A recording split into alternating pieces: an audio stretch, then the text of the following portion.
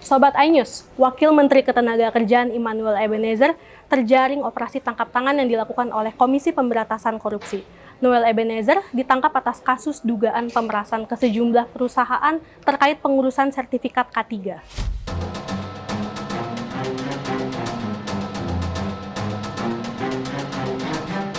Dalam operasi senyap ini, Wakil Menteri Ketenagakerjaan Immanuel Ebenezer terjaring operasi tangkap tangan yang dilakukan oleh KPK. Penangkapan ini dibenarkan Wakil Ketua KPK, Fitro Roschahyanto. Selain Wamenaker, KPK juga mengamankan 20 orang lainnya termasuk di dalamnya ada pejabat eselon 2 di Kementerian Ketenagakerjaan. Immanuel Ebenezer atau yang biasa disapa Noel ditangkap terkait dugaan pemerasan terhadap sejumlah perusahaan. Saat ini, Noel sudah berada di KPK. Immanuel terjaring dalam operasi senyap terkait kasus dugaan pemerasan ke sejumlah perusahaan terkait pengurusan sertifikasi keselamatan dan kesehatan kerja atau K3.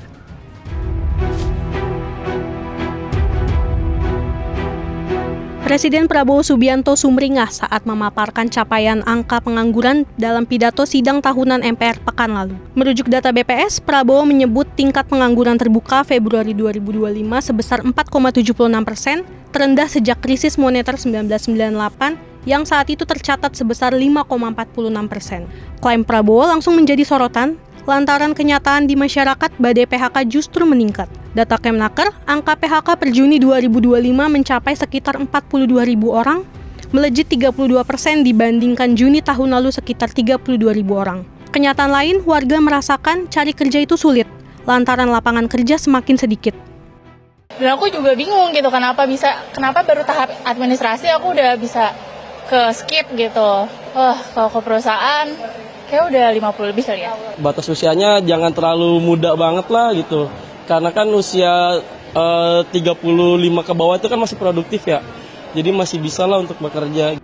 Klaim Prabowo dinilai berlebihan, data BPS pun kini diragukan. Sejumlah pihak mengkhawatirkan ada tekanan terhadap independensi BPS yang bisa berakibat fatal bagi pengambilan keputusan dan kebijakan. Untuk merespon kejanggalan data BPS, Selyos mengirimkan surat permintaan investigasi pada Badan Statistik PBB.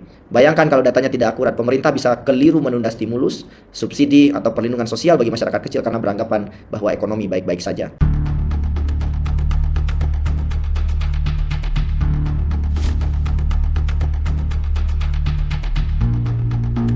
Aliansi Masyarakat Pati akan kembali menggelar aksi pada Senin 25 Agustus 2025.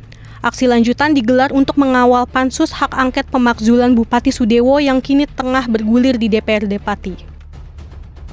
Aliansi Masyarakat Pati juga mendirikan posko Masyarakat Pati Bersatu dengan 3 tujuan.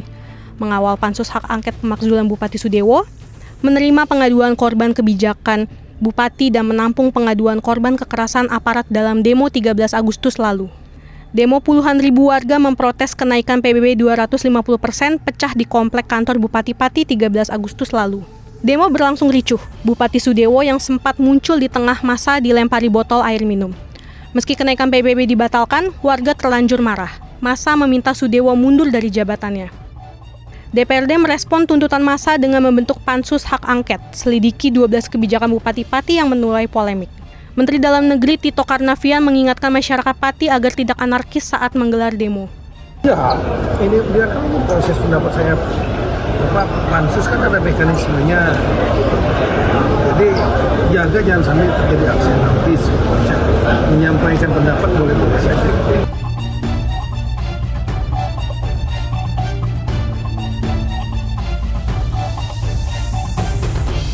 Kita ke informasi berikutnya. Sobat iNews, digaji pakai uang rakyat, anggota DPR makin sejahtera dengan berbagai macam tunjangan yang ada. Gaji anggota DPR sendiri mencapai 104 juta rupiah per bulan, termasuk tunjangan rumah yang mencapai 50 juta rupiah per bulannya.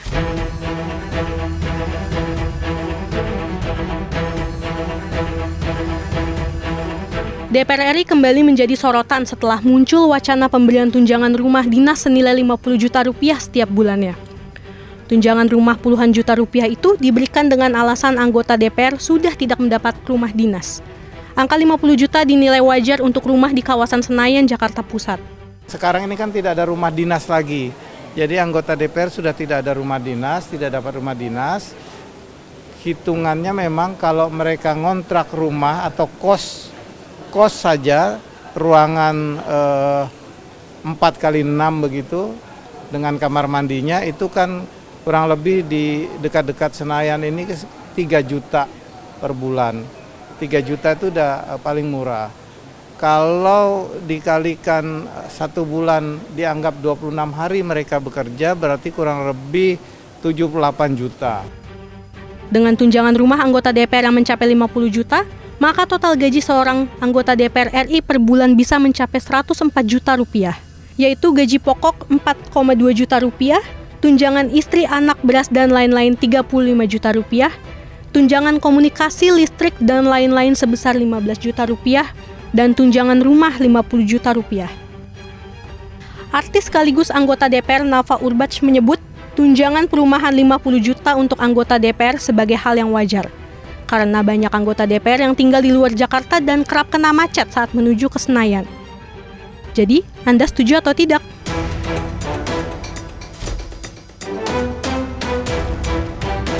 Teka-teki siapa ayah kandung anak selebgram Lisa Mariana yang disebut hasil hubungannya dengan mantan Gubernur Jawa Barat Ridwan Kamil terjawab sudah. Serangkaian pemeriksaan dan analisis DNA antara Ridwan Kamil, Lisa Mariana, dan anak Lisa berinisial CA telah dilakukan Pusat Kedokteran dan Kesehatan Polri. Hasil tes DNA menunjukkan CA bukan anak biologis RK.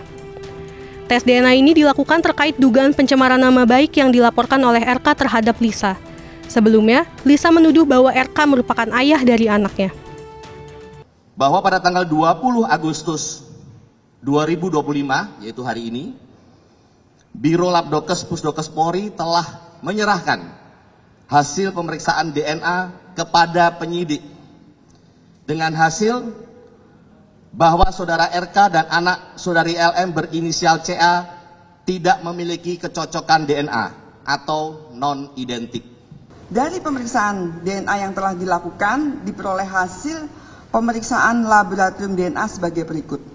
A. Separuh profil DNA Selina Azura cocok dengan separuh profil DNA Lisa Mariana Presley Zulkandar. B.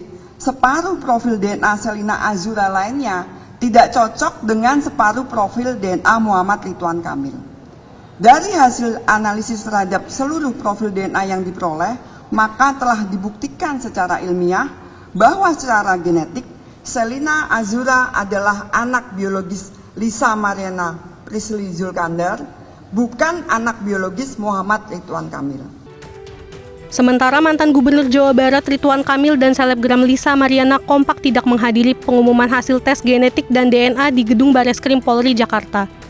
Keduanya pun diwakili kuasa hukum masing-masing.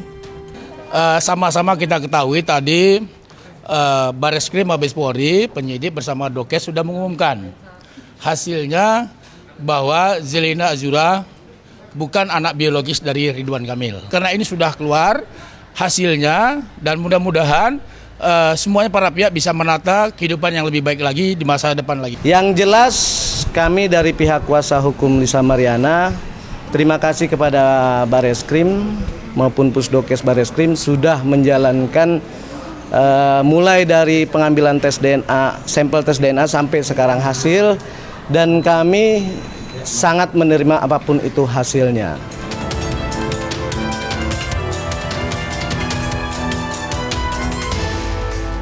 Informasi terakhir, Sobat Anyes, mari kita saksikan video yang satu ini.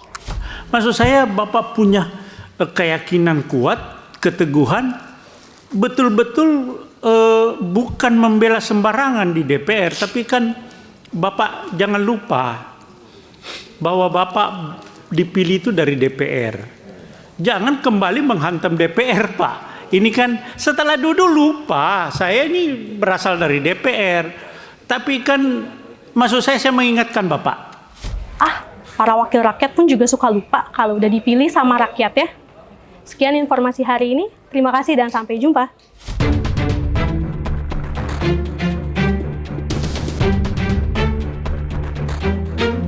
Dapetin juga konten-konten menarik lainnya hanya di channel YouTube Buletin Anyus GTV, pilihan terbaik keluarga Indonesia.